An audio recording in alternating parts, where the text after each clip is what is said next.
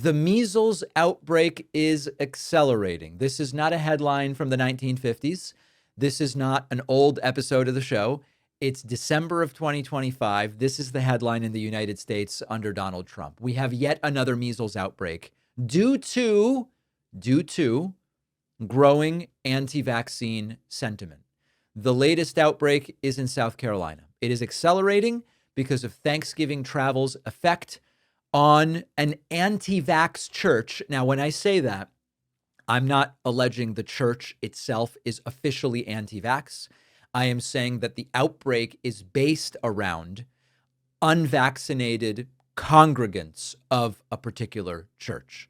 And this stuff is spreading like wildfire. Of the 111 measles cases in the area, 105 were unvaccinated. Consider how effective the vaccine is based on that information. Another 3 of the cases were partially vaccinated. So presumably what they mean by that is kids get 2 doses of MMR, measles, mumps, and rubella. You get the first one around 12 months and the second dose usually before kindergarten at age 4, sometimes 5. During that interim period where you've had 1 dose, you're considered partially vaccinated. So in addition to the cases, mostly among the unvaccinated, we have 254 people in quarantine in South Carolina. And a lot of this outbreak traces its way to the Way of Truth Church in Inman, South Carolina. This is a preventable disease. Recently spoke to our pediatrician about travel with the baby. And I said, what do you worry about if we travel prior to 12 months of age, which we did with my first daughter. And the pediatrician said, well, listen, we do want them to have the MMR vaccine.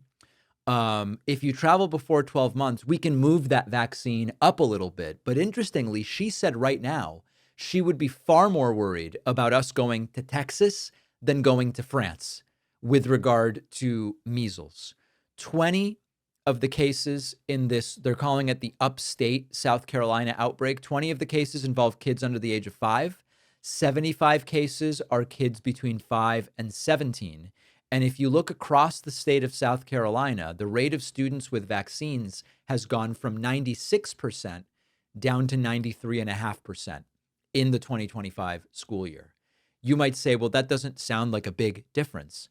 It is a big difference because measles is so contagious. Measles has such a high reproduction rate that in order to maintain something approximating herd immunity, you really need a very high rate of vaccination. Now, you might say, well, isn't this the responsibility of the governor or of the church or local officials? Of course, all of that is true.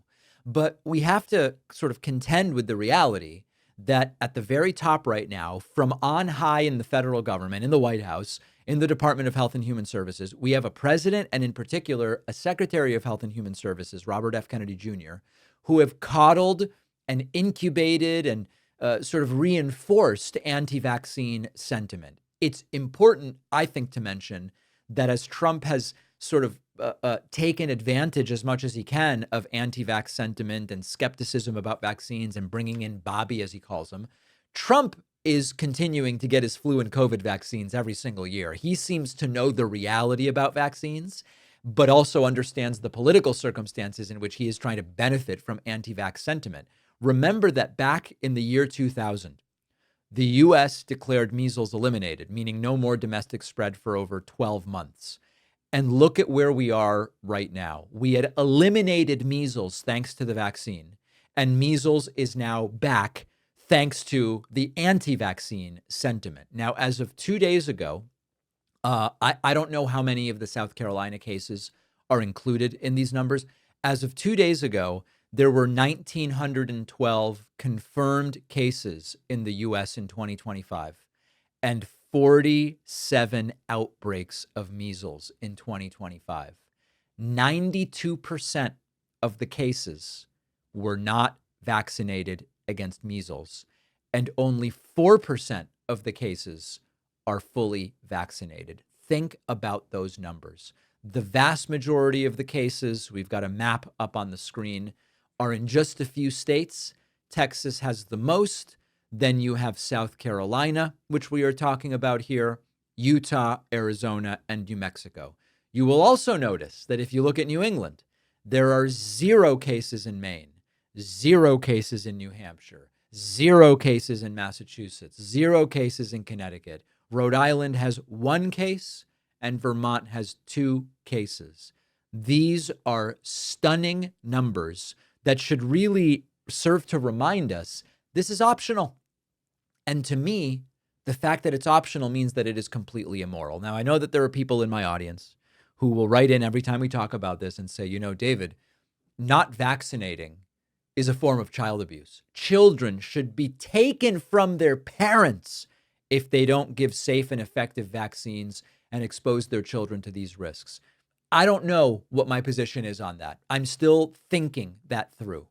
But what is clear is that legality aside, criminality aside, there is no doubt that there is no moral justification for exposing children to potentially serious and deadly conditions when we have such an effective and safe vaccine. Criminality, I don't know. I want to hear some legal arguments on that, and feel free to write in info@davidpakman.com if you have one.